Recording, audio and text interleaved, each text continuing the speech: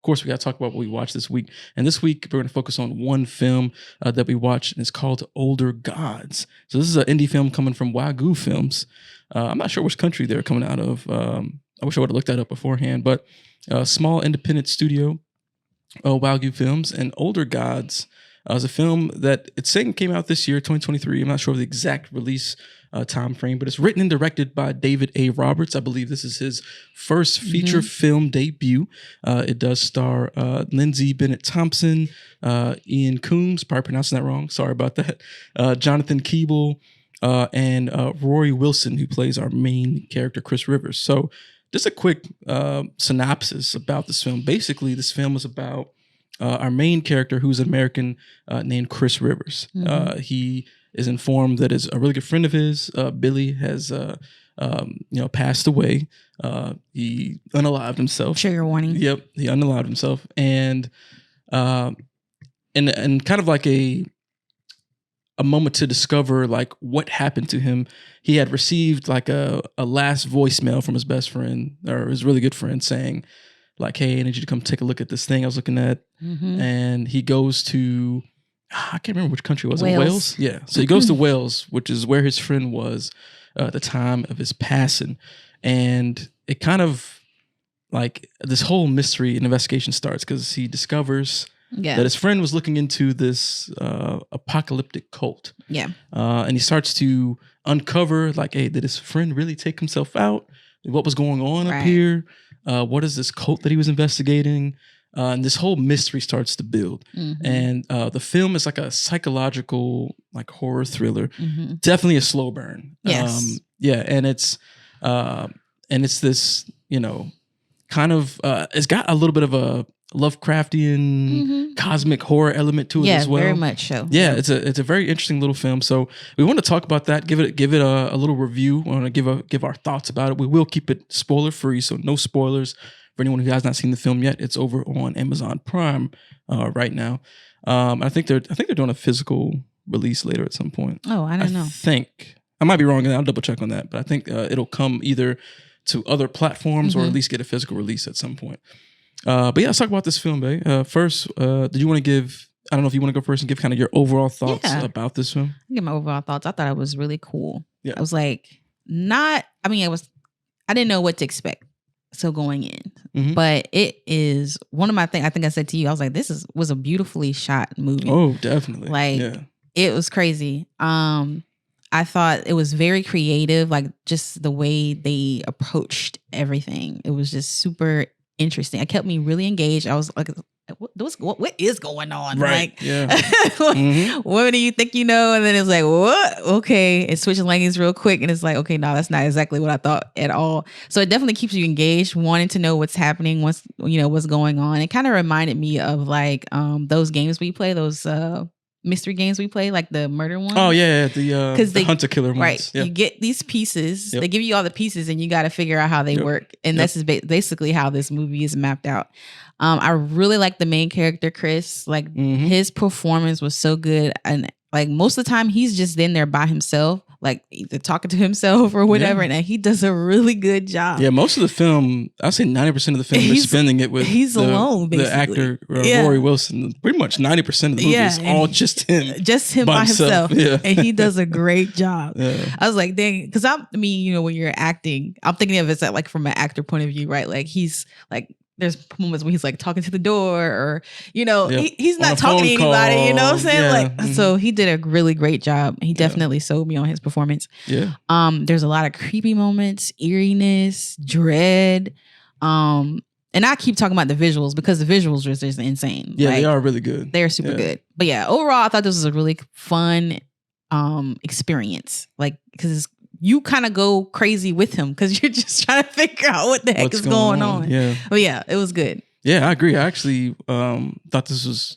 like pretty good. And I'll be, we got to keep it real on the podcast. That's what we do. And I keep it real. Like if at first going into this, because, we had recently watched The Outwaters, which is another kind of another indie film, lower budget. Yeah. And that like turned, that shit was very sour for me. Yeah. And I was like, oh man, this is, you know, and it's weird because it's on a lot of people's lists for that they really liked it. It is. And I gotta be honest, I didn't really like it. I didn't you know like what it I mean? either. Like I really didn't like it. So like when I went into this, I was like, oh man, like here we go. It's gonna be another low budget indie film that like just like the idea was there, but it is not executed very good. Yeah.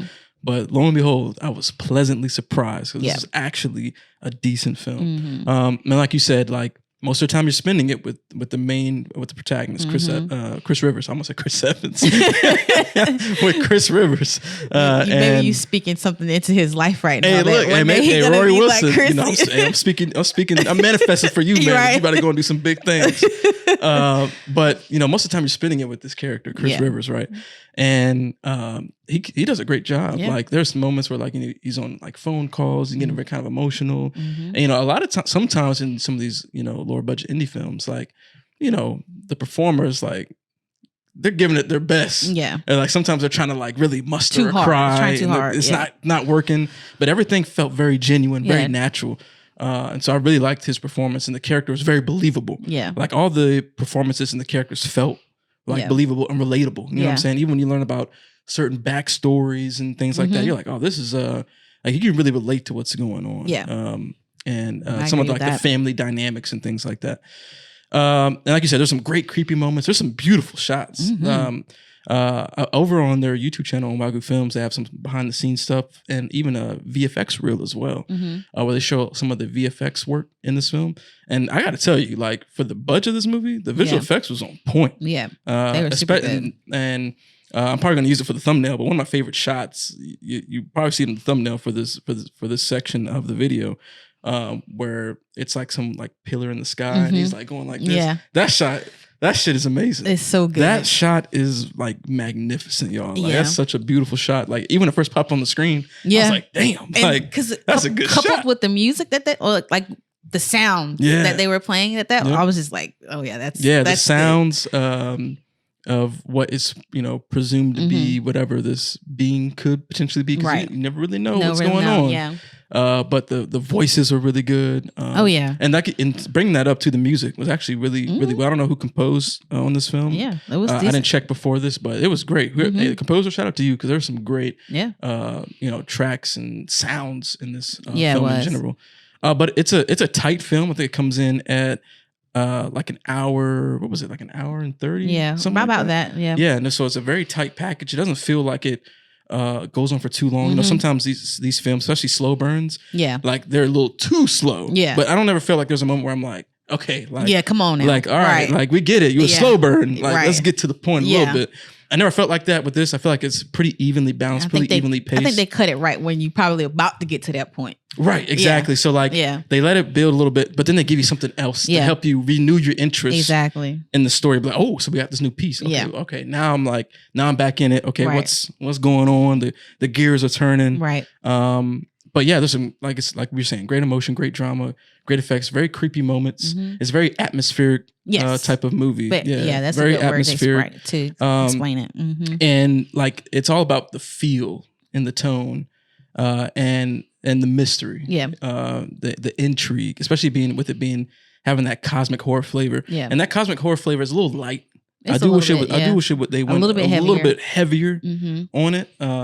And maybe that's just like a budgetary restriction. Maybe they had a bigger budget. They could have went more, balls to the wall essentially with that cosmic horror level. Absolutely agree with if I think about the Nicolas Cage one that came out recently, what was that one called? Like The Colors in Space or something. The Colors from Outer Space or something like that.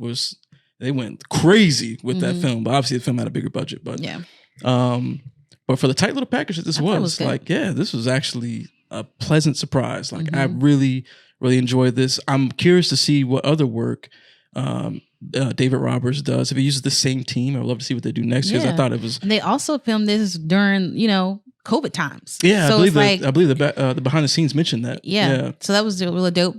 I think in their interview, he was like, we're not going to let that stop us from doing achieving our dreams. Yeah. So hey, bravo to y'all. Like you wanted to shoot a feature film. Yeah. You went out and did it. Yeah. And now other people can say that. Where it's like, I went and shot a feature length film. Yeah. And then it was actually all right. You know what I'm saying? Like a lot of people can't say that, but no, this is. And it's cool because we recently did a indie horror discussion. I was gonna bring that up. Yep, we recently did an indie horror discussion. Check that out if you haven't already. With Evil Tyrone. So go check that out if you haven't seen it. But one of the things that we kept mentioning was, when you have a lower budget, you have to get creative. On how you tell the story, how you present it, how you tell it visually. The audio of it, and I feel like this is a great example of how you work within the budget limitations, but you still can achieve something great. And think about it. There's not that many set pieces in this film. There's not even that many performers. And granted, there's a lot of isolation and things like that. But even within that, like, it's still a good film. Even when I was watching this at times, I was like, man, like, some of these shots are comparable to like big budget movies. Like the feel. Like, you know what I'm saying? Like, I know this is David Roberts' first feature length, but watching it, I kind of thought that, like, this wouldn't have been his first. I agree. Yeah, I know he's done, I think, short films. Now I'm not familiar. I haven't seen any other short films, but like it kind of seemed like he was already, this ain't his first rodeo with feature length movies. There's one shot, and this is not a spoiler, so I'm just gonna say there's one shot in this film where the main character's like outside looking for something. I think it's my favorite shot because it's dark, and then you can see like the flashlight moving through the light. I don't want to give it away, but too much. But that was like my favorite shot. There was some really creative shots in this movie. And shout out to the cinematographer, because I just looked it up on IMDb, Sean Bishop. Shout out to you as well, because this movie was absolutely gorgeous at times. It really was. And there's a lot of detail in the film too, like a lot of the like the different like set pieces, like the different evidence that he was reviewing that his friend left him, like the notebook. And I like stuff like that. I do too. Yeah. Because I was watching one recently. Now, this one had a bigger budget. And they were using newspaper clippings that looked like paper they printed out of the printer and cut. And I was like, come on now, y'all. Yeah. But their stuff looked really authentic. Yeah. And I was like, see, now they know they could have done better than right. And it's one of those things where it looks so good where you almost want to pause the movie and be like, let me pause this so I can read what this article says or what this picture has on it. So I can like really investigate it. Because you get that into it where you're like, I want to see. Like, I want to be a part of it. You're learning about the film as Chris Rivers learns, right? Y'all are learning at the same time. Your eyes are his eyes, right? And so what he knows, you know, right? So you're wanting to pause it, and investigate it too, being like, so that's why I kind of compare what is it that? to the Let game. me read through that, right? Oh, right, yeah, exactly, yeah, because you're getting all the pieces out later. Let's lay it all out and let's see what we got. I want to see too, right? Yeah, so that's exactly what I was thinking about. Yeah, so hey, shout out to the whole team that worked on this beautiful little indie film. Great slow burn. And for anyone who's watching who is deciding if they want to see this film, I do want to remind you that it is a slow burn. Like, fair warning. So like I can tell you right now, if you don't like the kind of slow burn, mystery, psychological type horror thriller type of films, this is not for you. You won't like it. I'll keep it a buck. You're not gonna like it. Yeah.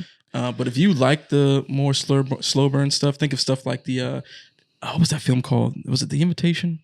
I think it was called The Invitation. Okay, I know what you're talking about. Yeah, where it's like where they had friends over for dinner. And that movie was very slow. It was. But this is but it's very atmospheric, and then it builds to something. Now I was watching. This is a little bit better pace. It's not that slow, but it's in that vein of slow burn. Yes. Yeah. I was watching something else, another discussion of other creators. They were talking about knowing your tastes. Right. Because some people will say, oh, this movie sucks, or I hate this movie. But it's a movie that they don't, this type of movie they don't really like anyway. That's right. So if, like you said, if it's something that you don't normally like, then don't watch this movie. It's not for you. Right. Everyone has their own taste. It doesn't make it a bad movie. Right. Yes. Yep. But I can genuinely say that I think that this is good. It's a good indie film. Yes. Absolutely. Definitely not perfect, but it's like for what they're able to do, I think it's pretty good. So final thoughts and overall, would you recommend the film? Yes, I would recommend. Good visuals, great acting, good story. I love the story. Yep. So yes, I'll give it 3 stars, 3 out of 5. Yeah. I second everything that you said. Great story, great effects, great performances, good audio track, some really creepy like visual dream sequences, or dream or maybe not dream type of sequences. That's true. Yeah, but like, and good cosmic horror flavors. It's not too heavy handed. Yeah. But I love that, Lovecraft flavored stuff. Like, I recently watched that one film where what was it called? It was that glory hole. You be one. forgetting everything. I don't remember names. Sorry, y'all. But it was that one with where there was like that I think it's cosmic called being in the Glory Hole. stall. Glory Hole, yeah. Pretty sure it's called Glory Hole. That movie was amazing. And that was another like, cosmic horror type one. Yeah. I love that movie. That was a big indie movie. It took place in one spot. Yes. You know what I'm saying? And I love that movie so much. I thought it was incredible. But this is a great little indie film. Definitely check it out over on Amazon if you think it sounds like it's up your alley. Again, slow burn, so you got to know your taste. Got to know your taste. So don't come back and be like, shout out to K. He's the one who said that. Hey, look, don't come back to us and be like, oh man, y'all said this movie was good. Like, and I'm warning you, if you don't like slow burn, yes, you ain't gonna like it. So I'm warning you right now. So, but if you like that flavor, slow burn cosmic horror, if that sounds like something you would like, check it out because it's actually pretty dope. But I would give it. I think I would go 3.5 out of 5. I'm gonna tell y'all that's good coming from you. I'll be honest, like. Because I was really surprised. I was shocked. I walked away was like, I fully expected not to like this. Wow. I fully expected for it to not be that good because of our last interaction with a very heavy indie horror film. I walked away like, what did I just watch? I just think in that case, some people don't know when to dial it back. Right. You talk about balls to the wall. They went balls to the wall, but the wrong direction. Well, no, it wasn't even that. You can't see what's going on. Well, yeah, that too. Yeah. But I think they were just trying to be too extreme. I think super artistic. David Roberts did good here is like he gave you like a taste of the extremity. Right. But it wasn't too harsh. Well, I think the other film too, they were trying to be very artistic. You know what I'm saying? Well, that's what I'm saying. Like they were just overdoing it. Oh, right. Yeah. This is you can understand. Yes. It's fairly balanced. I can definitely understand this. And even within that, there's still some mystery left to it, which I like. Yes. It's sometimes I can be like, really? Did it really end? There's some open-endedness to it. Yes, but I feel like I had a good amount of closure with how it ended. Yeah, yes, absolutely. there is some little pieces left out, but it's still good. You know what I'm saying? I don't know. It landed really well. Hey, but look, shout out to Wagyu Films, David Roberts, all the cast, all the production crew. This is a smaller team. It's very few people that all worked on this film all together. Yeah. But I think y'all did a great job. So shout out to y'all. And, hopefully you'll have continued success with future films. I love to see what they do next. Me too. Same. Because if you're able to do this with this, imagine like the next horror film. Yeah. Hopefully the next film y'all work on is horror. You know what I'm saying? Yes. But if you do another horror, and you get a bigger budget or something, I'm sure we could, y'all will do something great. I'd love to see it. Sure. But for all of y'all who have seen Older Gods, let us know down in the comments if you're kind of like in agreement with us. Did you think this is pretty good? Did you like the direction? Did you like the sounds, the ideas, the concept, the story? Let us know down in the comments below what your thoughts are on Older Gods. And if there are films similar to this that you recommend, let us know down in the comments below because we'd love to watch those too.